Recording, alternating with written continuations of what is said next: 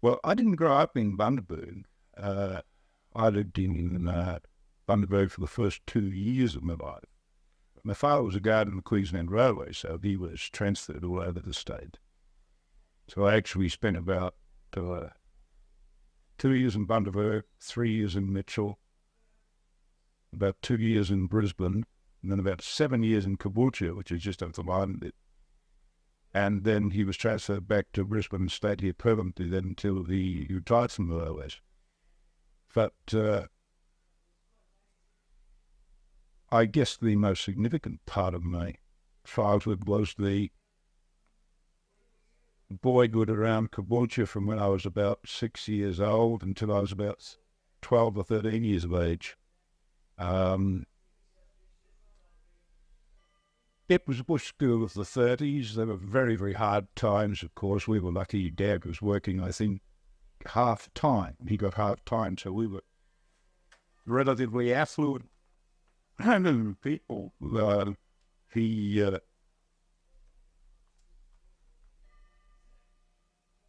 he would get 3 days work one week and 2 days work the next week. There were a lot of people out of a time. So it was fairly typical of a small bush community. It wasn't all that far from Brisbane, only about 30 miles, 35 miles from Brisbane, but just the same, it was still pretty much a bush community. And an interesting thing about it, too, was that the social and moral outlook in the bush in the 30s was still very close to what it had been for the previous 40-odd years, right from the 1890s. It was still almost a Victorian, Edwardian sort of moral and ethical setup. Schooling was intensely pragmatic in Queensland. It was different rather from the syllabuses they had in the southern states, Victoria and New South Wales. Here in Queensland, when you went to school, they taught you to write as well as possible, to read fluently, and to count your money.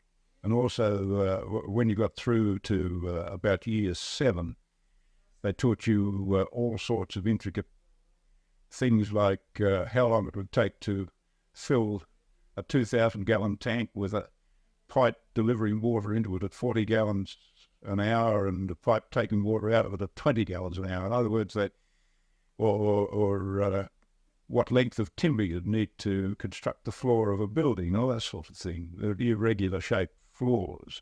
So we were taught intensely practical things, pragmatic things. The idea, of course, that nobody had any idea of the enormous leaps in technology that would take place. And of course,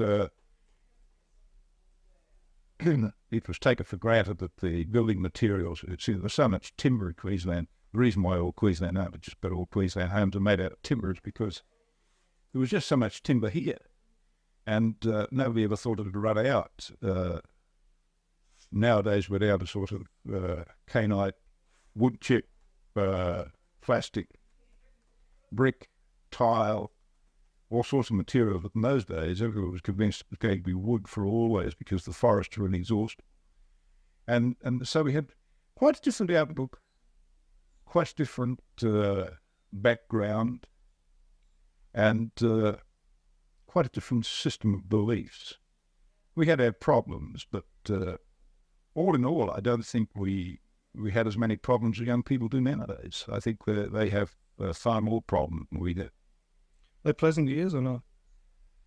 They're very pleasant years. I never ever had any money, but we were, well, my family anyway, our parents clothed and fed us adequately, or as adequately as they could possibly do it. And of course, we had very little in the way of organised sport. We used to just head bush. We used to go bush at every opportunity. And I spent just about all of my spare time between the ages of 6 and 12. When I wasn't at school, when I wasn't having to do jobs at home, I was in the bush. It wasn't a particularly interesting sort of bush because it was flat wallen country around there. But we respected people who were useful in the bush.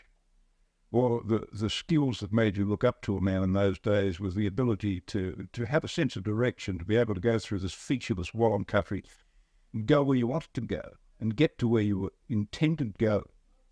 And at the same time,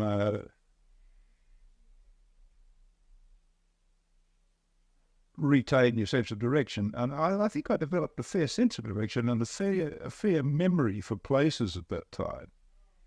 Because I know now that having driven over the state, in most of the roads in Queensland I've covered except the Gulf country, I can still remember where all the turn-offs are. Over that enormous road system. And I put this all down at the fact that I grew up in the warm country where there weren't any landmarks, and you sort of photographed everything automatically with your mind. It was just a skill that was developed at that time. Did any of your writing skills or poetry interests surface at that time, or was it later? No, well, there were some poems I didn't mind at school. Of course, we had the old Queensland Red Reader, and we had poems like How Gellert Died and Sir Walter Scott and Duncan Campbell Scott, another Scott, and Longfellow, Tennyson, poets like that. But I wasn't particularly interested in them. And in fact, I left school just as quickly as I could, as soon as I turned 14, which was the legal age to leave school. I left school. And I had three ambitions. I wanted to be a rabbit trapper, and I wanted to go to sea, and I wanted to drive a locomotive. Well, I never became a rabbit trapper, but I might get round to that yet. But I did the other two.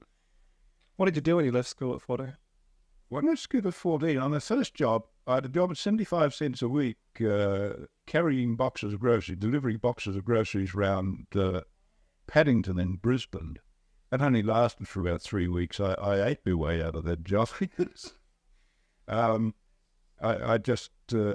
I'd never been in contact with so much food in one place before. There wasn't that grocery shop, and I think they discovered that every time I touched the box of currants, I had a handful of currants or some tars or whatever was edible I ate, because I was, even though I'd been brought up to be strictly honest, I couldn't sort of think of food as belonging to anybody else. I was 3 weeks there as a message boy. It was a tough job. So I was a tall, skinny kid, and just had these boxes of groceries. They'd weigh anything up to half 100 weight, and I'd get this on my shoulder and go tottering off up the very steep hills around in Paddington and Brisbane. And I really earned 75 cents a week. But shortly after that, they decided that I was eating the profits, and they'd have to let me go. And then I got a job. I worked for all sorts of places, mostly as a message boy. I worked for a wholesale jeweller, for a firm that dry cleaned and blocked hats, for a wholesale tobacco company, for a cabinet maker. These were all sort of message boy jobs, and I was still working at the wholesale tobacconists when I joined the Navy in 1941. I wasn't called up to 1942, but I joined up in 1941 because they'd take you when you were 17. That's how old you were then? Yes. They called me up the following year. I had turned 18 in October 1941, and I was called up. You didn't mention much about your war days in the first book. No, I think I'd rather forget about my war days. I did list what I thought the proportions of the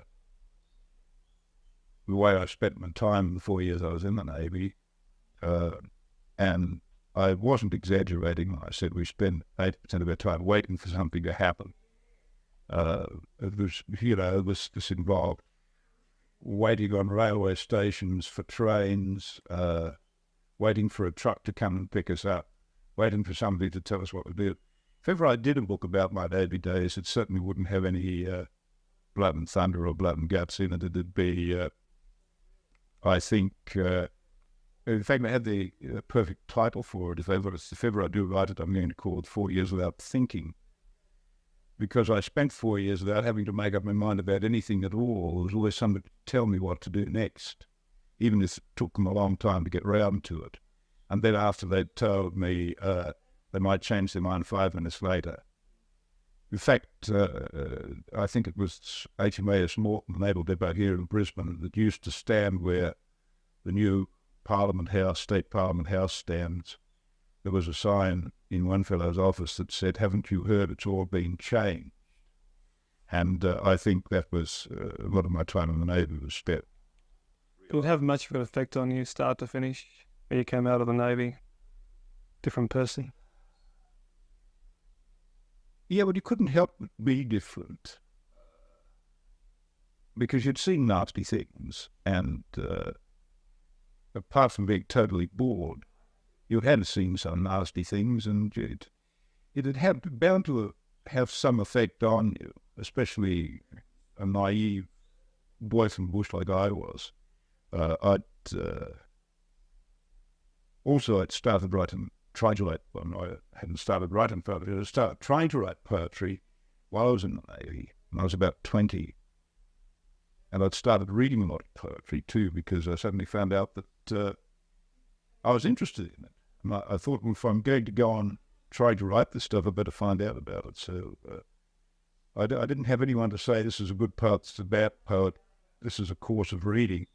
It was very simple. I used to just go to libraries and get anthologies of poems, and I'd read them through, and if I found a bloke whose poetry I liked, I went and got his collected works and read them, and this way I found all sorts of poets. There's probably a fairly diverse and odd way of approaching English poetry, but I was reading poets like Herrick, John Donne, whom I didn't understand at all, Kipling, I was a Kipling fanatic,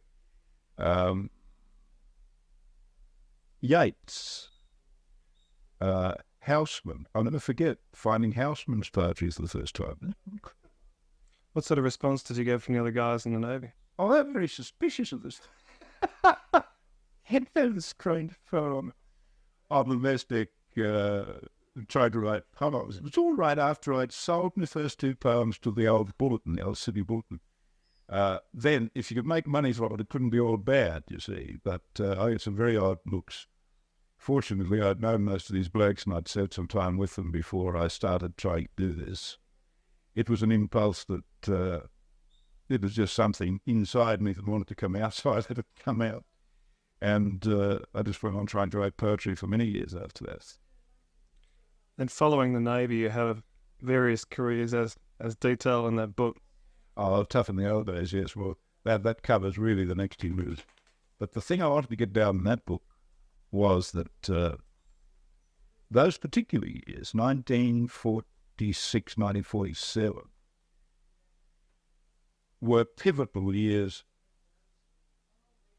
in the sense of social history in Australia. They were the last years of the 30s values. The values of the 1930s held until the end of the Second World War, and for that 1 or 2 years afterwards.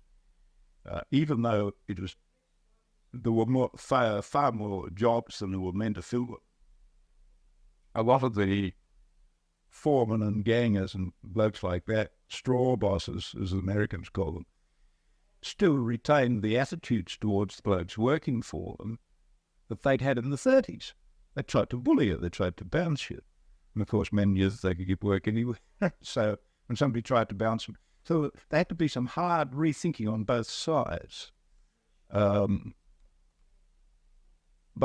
then, I think it was about 1948, the first of the really large groups of immigrants began to arrive. And of course, this liberalised Australian beliefs and mores with a leavening of international understanding, much more liberal views in some instances, and the rather puritanical ethics we'd been brought up on. And the country began to change. The social climate began to change at that time and has gone changing ever since. I mean, it's a far more liberal society we live in these days than it was in the 30s. So what would your second book be about if you followed that?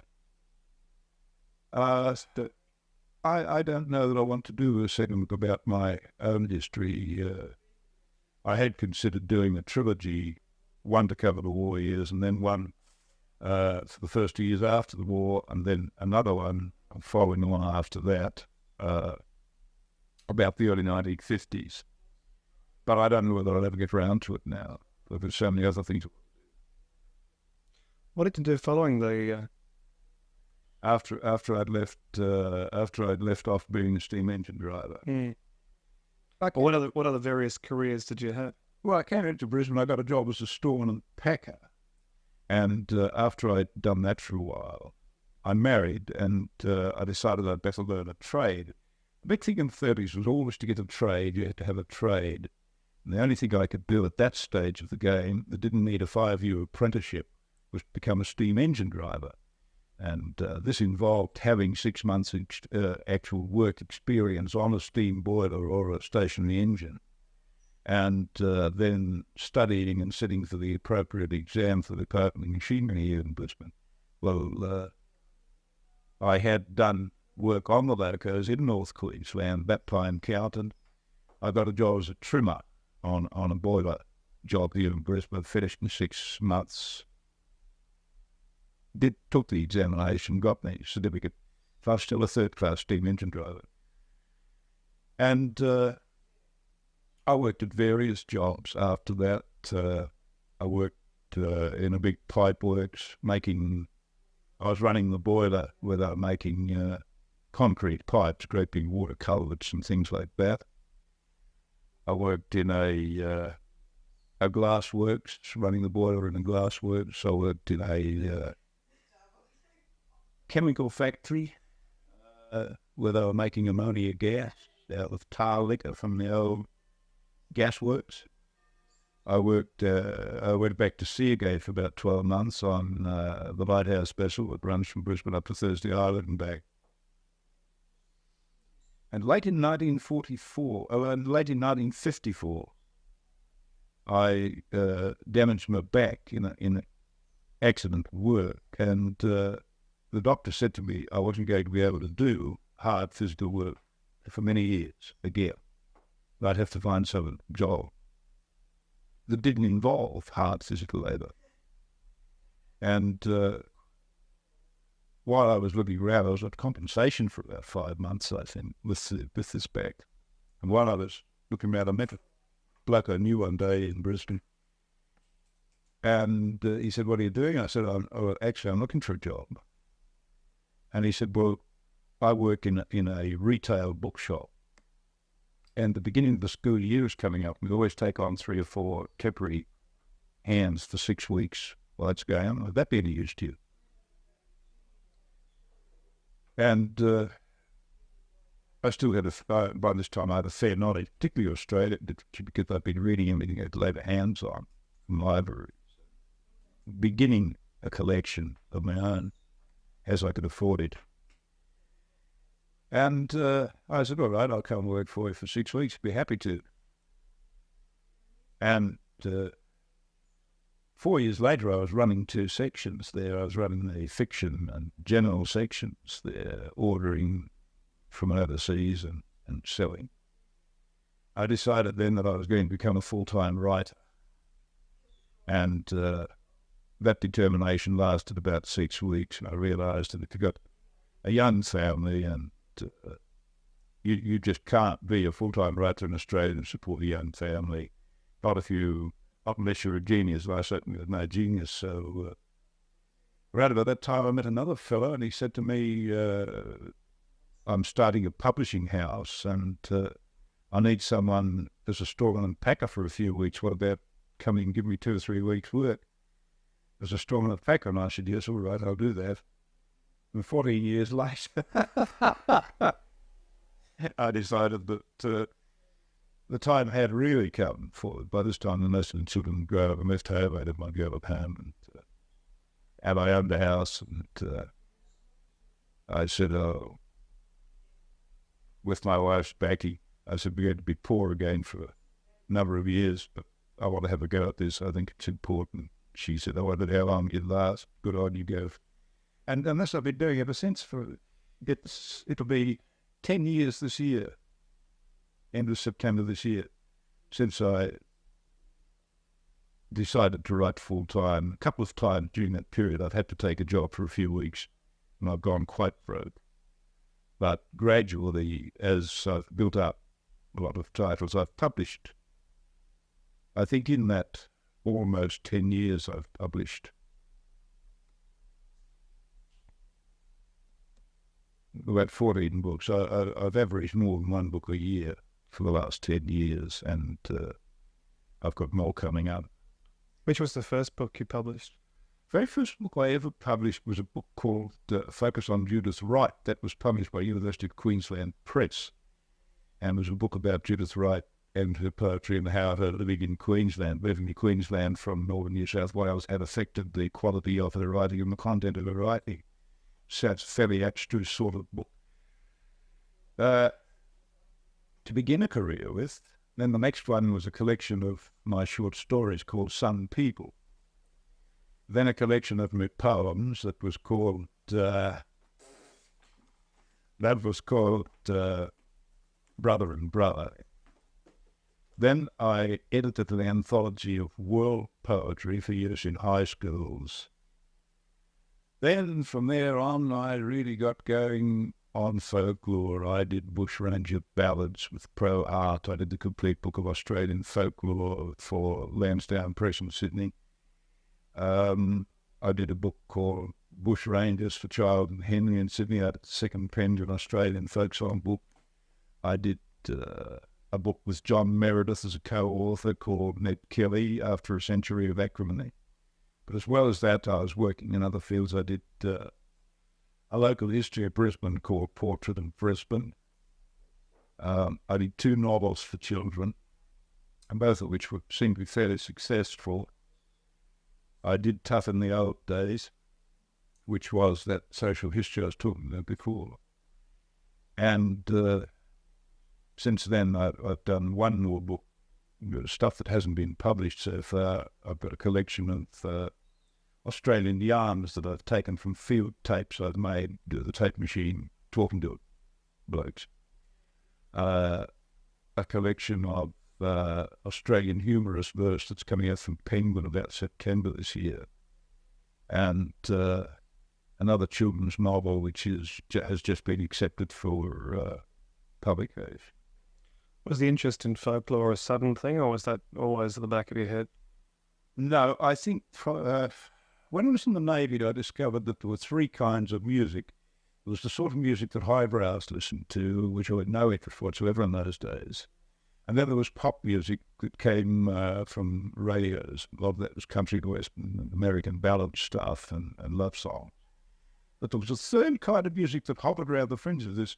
Mostly in those days, because in the Navy, these were very indecent songs, like the Harlot of Jerusalem, things like that. But I enthusiastically learned them because they appealed to me enormously, and I learned as many of these as I could. I learned an awful lot of them too. And it wasn't until my brother Alan became interested in folklore, mainly because of his contact with Ron Edwards, who was a personal friend of his. Ron was only about 18 in those days, I think, I first met him. He was working in Brisbane, but he was intensely interested in Australian folk music even then. And it wasn't until then that I decided that this was something. I realised there were these, I found out they were called folk songs. And I realised that there were folk songs from other countries all over the world, and I knew quite a number of these. But I didn't realise there were very many in Australia. I knew there were some.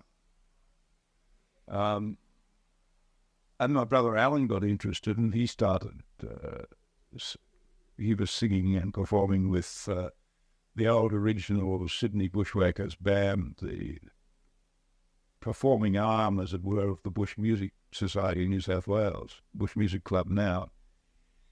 And when he began on this, I became very interested. And so I started digging around myself, and I found out that I already knew a number of these without having realized that they were folk songs.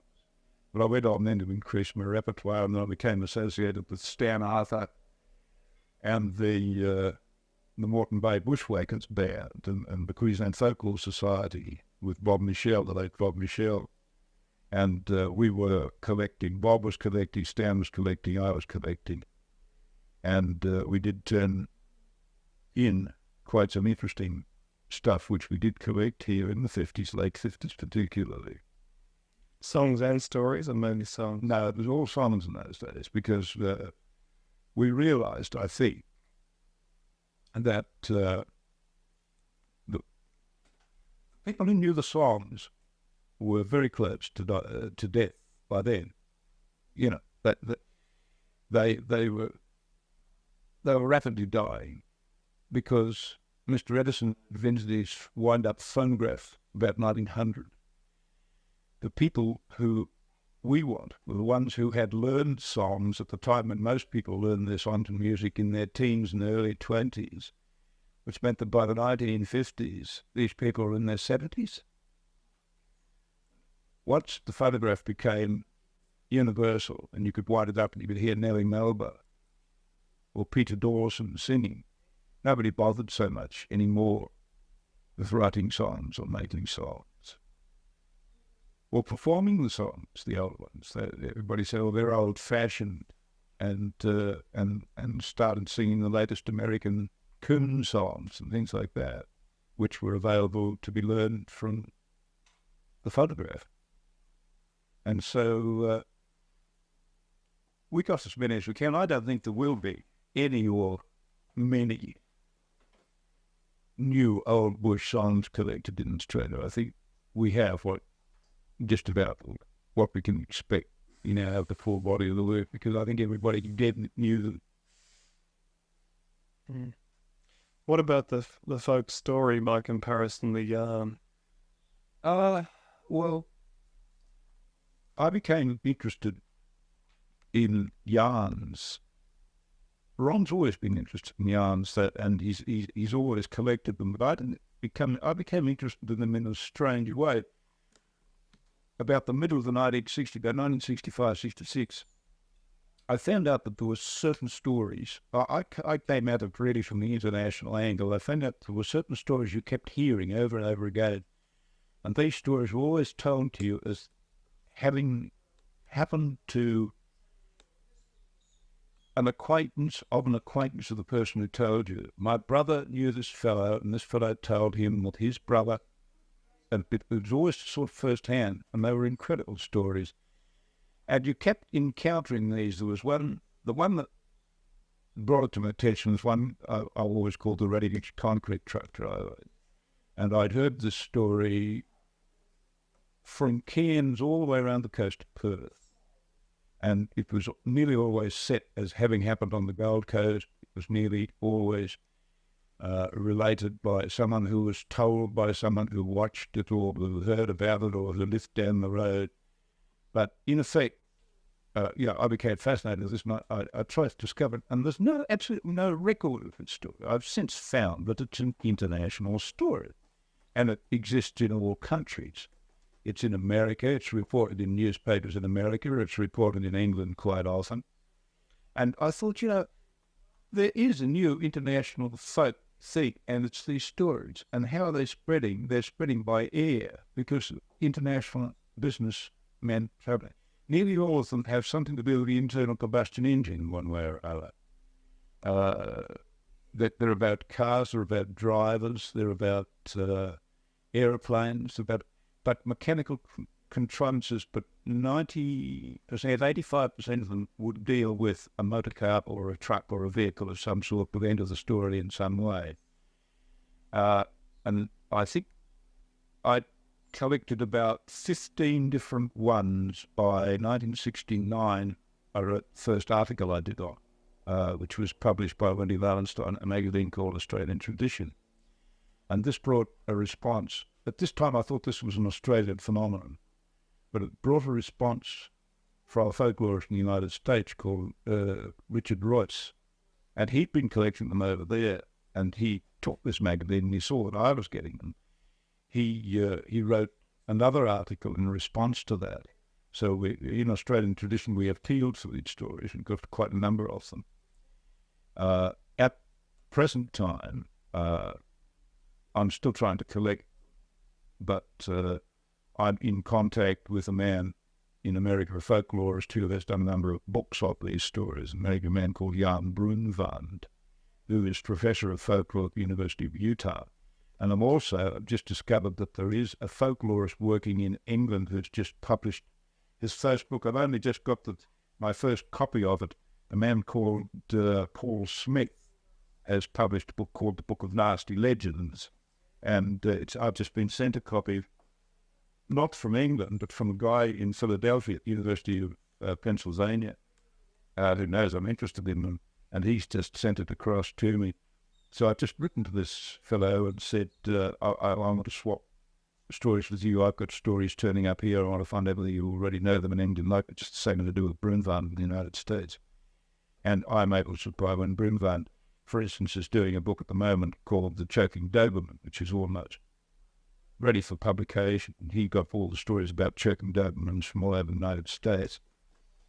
Smith advances the theory that this is a very old story, beginning with Geller in the poem that I was talking about before, how Geller dies, which is a version of the Choking Doberman story. What's the Choking Doberman story? You may not have heard this one. It's about a young couple who own a large Doberman, and they go out to the movies one night, and they leave the Doberman locked in the house in case of burglars. And they come home, they find the dog is choking, apparently choking to death. They immediately race it down to the vet, and the vet goes to work on it and extracts 2 human fingers from its throat. So they race home and they discover a burglar on top of the wardrobe with 2 fingers missing, unconscious from loss of blood, and unable to get onto the floor because the Doberman was cast out.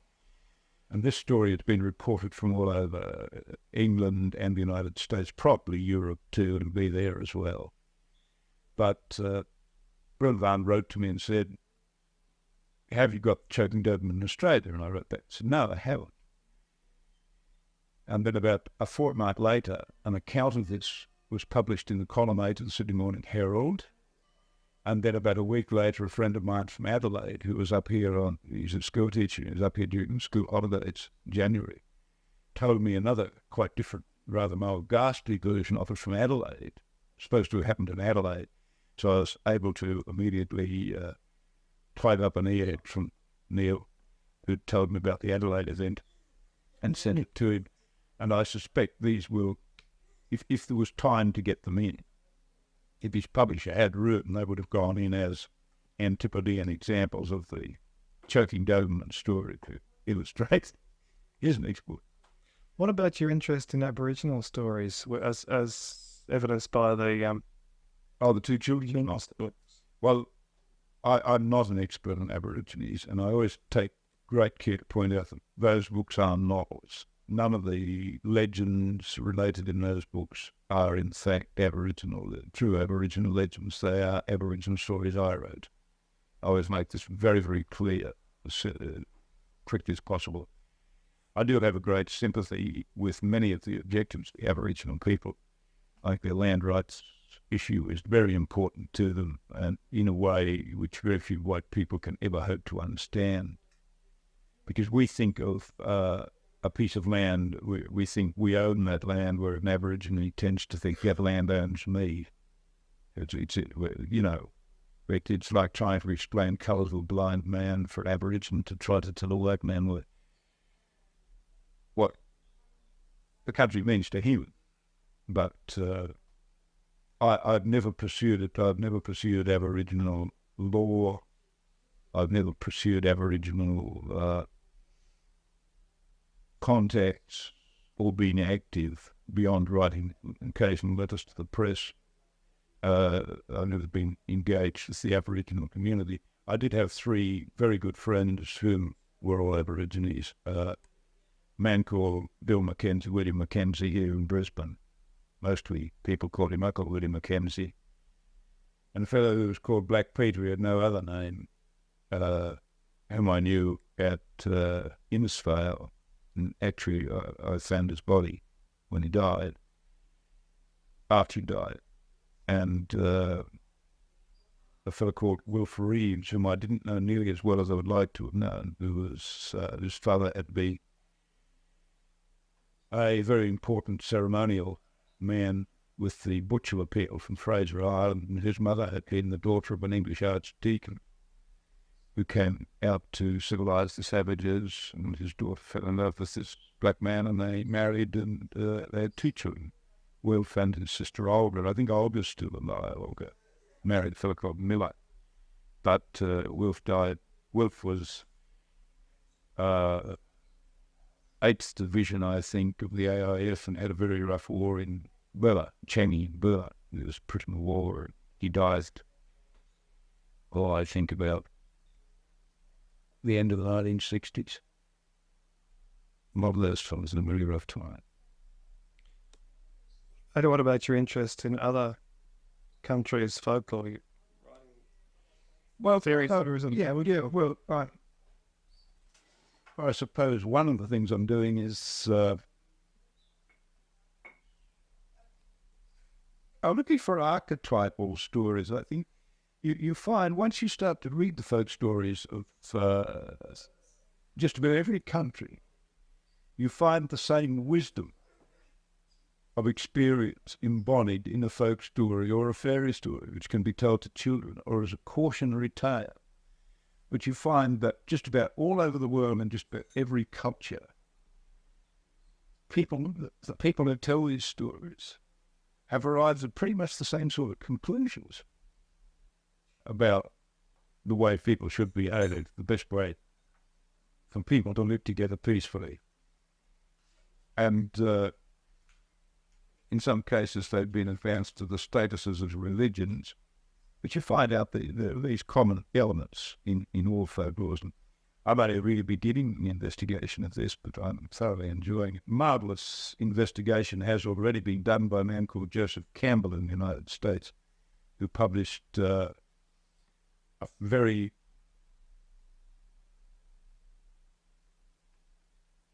scholarly survey of the whole thing in 4 volumes called The Masks of God, which is available around Penwood. And he's done a study of world religion and world mythology, and sort of helped to sort out the varying structures that you like to define. Have you taken your thoughts any further about the similarities in those stories? I think just that human beings are basically fairly sensible people, and that they realise that certain truths are evident wherever they are in the world. The truths about behavioural or morals, or that it's better for people to help one another than to kill one another. Though some societies killing is not looked upon with any great opprobrium. For instance, in some societies that believe strictly in reincarnation, death is not important one bit. Doesn't matter if you die, you're going to be born again anyway fairly soon. You were telling me last time about the Sufis and some of their stories. That sounded rather fascinating. Yes, well, this is one of the things I'm having to take into consideration while I think about this Persian one that I had to write, that I was talking about before, because I'd like it to have overtones of the Sufi story as well as being an entertaining legend. Because all these stories I'm doing are original. They are not traditional stories. They are original stories. But I'm trying to make them sound as much like traditional stories from particular countries as I possibly can. Could you tell me some of a couple of those stories you told me last time about the... About the Sufis? About the wisdom of the idiots, yes. Sufis specialise in teaching stories. And very often the hero of a Sufi story is a man who is apparently an idiot. And yet, when you consider his actions you realize that he is possibly acting very much within his own frame of reference, which is a different frame of reference from that of the people around him. There's a marvelous story about one Sufi teacher who had some pupils, and he went to the marketplace one day, and a wild-headed dervish came in from the desert. And the Sufi teacher thought he would speak to this dervish, who dervish is a holy man. And so he said to the dervish, "Who are you?" And the dervish said, "I don't know." And he said to him, where do you come from? And he said, "I'm not sure." He said, "Where are you going?" He said, "I don't know." And he said, "What's good?" And the bloke said, "What makes me comfortable?" And he said, "What's evil?" He said, "That which harms." And then he went off in a totally unexpected direction. Now, the students that this Sufi master had around him, they said, "How rude this man was, and what an idiot, and he must be punched in the head."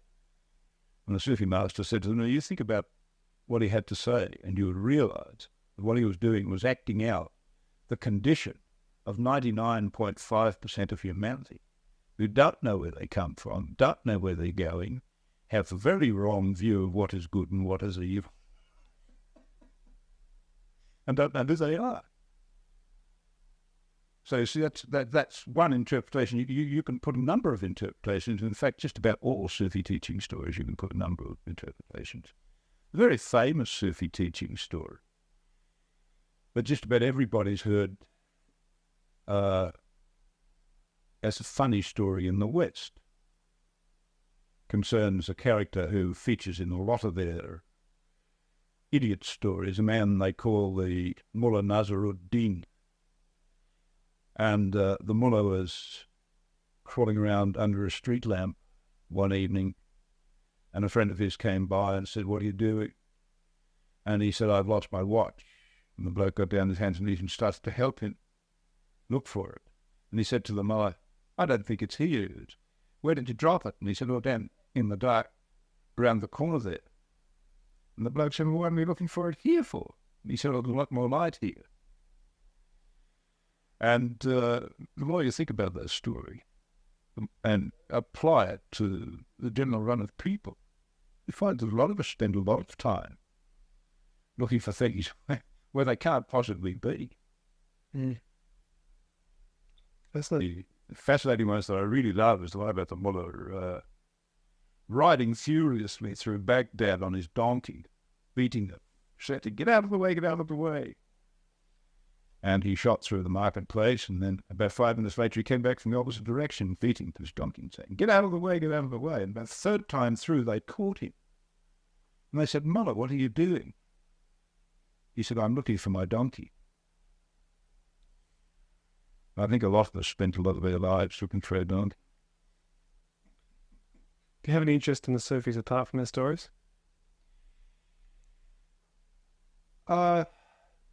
I'll put it this way: I'll get right away from mysticism because I don't know anything at all about mysticism at all. But I think, as a code of behaviour, what they advocate is very, very good indeed. Just the same as I admire them as much as I admire the true Franciscan brothers and sisters of the Christian Church and some of the Zen Buddhists of Japan.